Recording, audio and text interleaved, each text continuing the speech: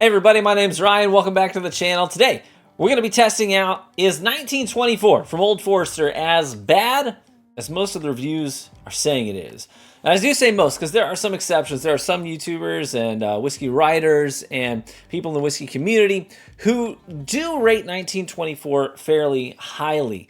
But the overwhelming majority of responses I've seen about 1924 are that they are, this bottle is not worth the money. That's what most people are saying. They're saying it's, proof down, it's watered down in terms of its flavor, and it doesn't leave enough of an impact to justify being $115, especially as it is part of the Whiskey Row series from Old Forester. So you got things like the 1910, 1920, which are both staples on my shelf because of how good and accessible they are and what kind of a value you get for your money on those products. You really can't argue with them. They're great products. And in this glass right here is the Old Forester 1924. It's just the newest addition to the Whiskey Row series, which launched this year, 2024. And interesting story. So a few weeks ago, I did a blind. And it was I didn't know what the blind was. It was sent in from a viewer. And so I went into this blind not even knowing what the blind was about. I didn't know what any of the bottles were. And in this blind, it was a 10-year bourbon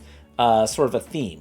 So we had like Michter's 10-year, we had Old Fitz 10-year bottle and bond. And of course, we also had the 1924. And the 1924 came in second place in that blind. It beat out the Old Fitz, and it beat out Michter's 10-year bourbon as well. And I was seriously impressed by that sip. Now, it's not just is the sip good, you also, like in a vacuum, in a blind, we also have to talk about things like value that you don't really, that's not part of the conversation with the blind, it's just purely on taste alone. But today I'm going to revisit 1924, and we'll talk about, is it as bad as people are saying? You might be wondering why I have these two bottles up here on the desk.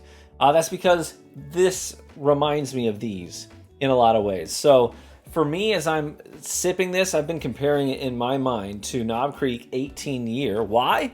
100 proof. And so you have like a legacy distiller. You've got a lot of age on the bourbon. You've got it proof down after it spent a lot of time in a barrel to 100 proof. Similar deal with Elijah Craig 18-year. You have legacy distiller. You've got a lot of age. You got it proofed down, this one to 90 proof instead of 100. So with the 1924, it's a very similar situation where we have legacy distiller, a lot of age, 10-year bourbon, proofed down to 100 proof. But another thing worth mentioning about 1924 is that the mash bill on this is actually the King of Kentucky, the early times, King of Kentucky mash bill. So that is the 79% corn, 11% rye, and then 10% malted barley. So it does get a lot of points for being pretty unique in that regard. You've got age, you've got legacy distiller, you've got a historic mash bill. So there's a lot going on here on paper that is, honestly, this is going to be a pretty banging product in terms of the value that it can bring to the table.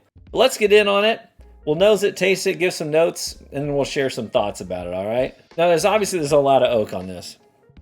When I hit this in my blind, the two things that I said about it that really stood out were both on the nose and the palate. It made me think of like that boozy, oaky air in a bourbon warehouse, and I've done warehouse tours, and this takes me back to those times that I've been walking through, walking through Jim Beam's rick houses, and that boozy, thick oak air inside the warehouse. That's what this reminds me of on the nose. The other thing I mentioned in the blind was that I got the almost like that cinnamon bun donut, like the classic cinnamon bun donut. You get like a variety pack. There's always that one that's got the glaze on it, but it's also sort of like coiled in on itself, and you can see the cinnamon inside the creases. Yeah, it's very yeasty, cinnamon, and sweet on the nose and on the palate as well, is what I noted in the blind. Now on the nose of this, I'm definitely getting that same boozy oak and cinnamon swirl note on the nose. I'm also getting what I would call maybe like a Bananas Foster note as well. A little bit of banana, cinnamon, and brown sugar.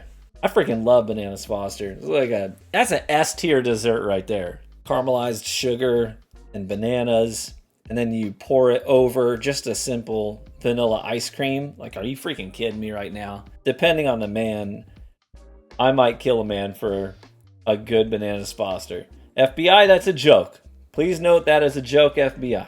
I gotta say, on nose alone, this is beautiful. This is absolutely a beautiful nose. I think it is extremely appealing in that regard. I'm also really impressed by the oiliness on the glass here for something that's just 100 proof. I don't know if the camera can pick that up. Do you see all those runs coming down the side of the glass? See all that in there? It's really sticky. Oh, it looks like almost like a honey syrup in there. All right, let's try it. Cheers. Man, that's a lot of oak. It's a lot of oak with some bright brown sugar and cinnamon.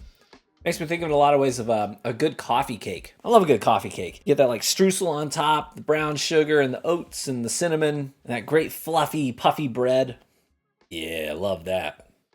It makes me think of a good fresh baked churro too. Yeah, a good fresh baked churro for sure.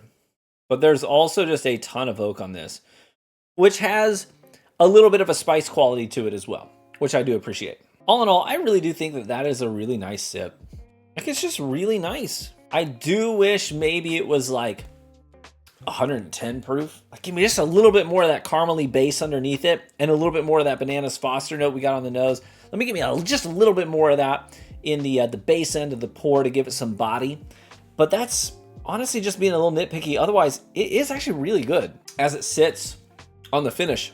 I even get this little note of like cinnamon applesauce right there on the tail end of the finish, right before it says goodbye and walks out the door. I mean, quite frankly, I didn't expect to really get down with this pour because frankly, these sit on my shelf quite a bit because I don't like how proofed down they are and how it just ends up being all oak.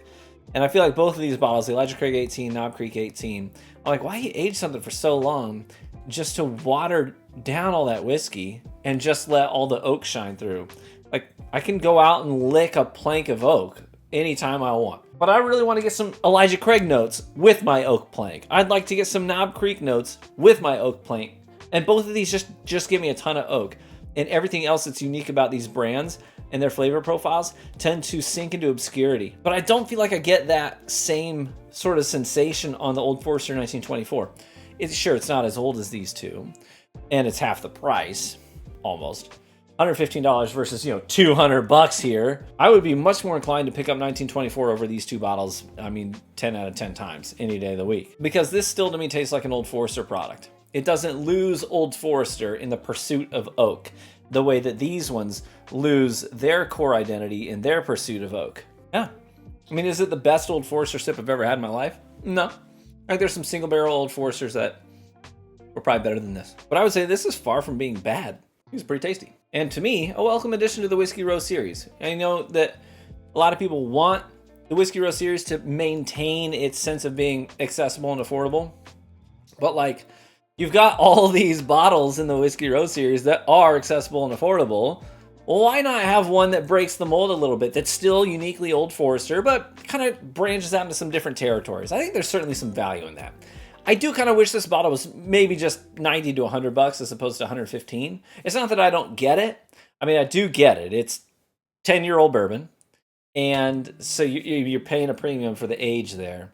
It's also Old Forester. It's also a unique mash bill. You get the King of Kentucky mash bill on that too. So it's not like I don't understand the price, but I feel like it would just be a better play to have it just flat at that $100 price range, maybe $90. And I think that would make it more palatable, so to speak, no pun intended, for buyers. Yeah. Now that this is like on my tongue, in my palate, and I'm familiar with it, I'm gonna get just a splash of these two for comparison's sake. A whole lot of oak and a little bit of vanilla bean. Lots of vanilla on that Elijah Craig 18.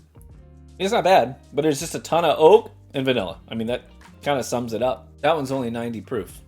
That's like vanilla bean pudding. And the Knob Creek here doesn't give me nearly as much of that, caramely peanut note that we get on most bean products. I mean, it's in there, but you kind of got to look for it. Honestly, this tastes, Knob Creek 18 to me loses so much. It ends up to me tasting like literal Jim Beam 4-year white label with a lot of oak. I mean, that's just what it tastes like to me. It tastes like white label with a ton of extra oak into it, which is a huge bummer to me. Yeah. Of these three, Old Forester 1924, every time, in my opinion. Sorry if you hear kiddos running around. I've got kiddos running around. They just got home from school. So they've got that fresh home from school energy going on right now. But anyways, if I was going to give this a rating per my scale, I think that I would have to fall at a 7.7. I think that would be a fair score for this. I think this is really good. Bordering excellent. Bordering it. Not quite there, but it's really good. And if I see a bottle of it at MSRP on a shelf somewhere, I'll probably pick it up to get it on my shelf. Because I think that's a really nice, easy sipper that is still hanging on to its identity as an Old Forester product, but also brings some other notes forward. Lots of oak, lots of brown sugar, that churro or cinnamon bun note as well. Love that. So I'm going to end up falling off the log and kind of reviewing this a little bit more favorably than a lot of people have. But I'd be curious to know what you think. I know that a lot of you have had the opportunity to try 1924 at this point. If that's you, if you have had it, let me know what you thought about it in the comments below. I'd really love to see what, as a whiskey community, where the consensus lies on this product. But I gotta say, I like it. Thanks so much for watching the video today. I appreciate you, each and every one of you. If this isn't your first time at the channel, feel free to like, subscribe, hang out, take your shoes off, stay a while, leave a like on it only if you enjoyed it. And a big shout out to my patrons who help support by funding the bottles that I get to pick up and review here on the channel. Really appreciate you guys. We got a lot of fun bottles coming in this week, so it should be a good week for content. Cheers, my friends. May you live richly and get better with age, and I hope to catch you in the next one. Bye-bye.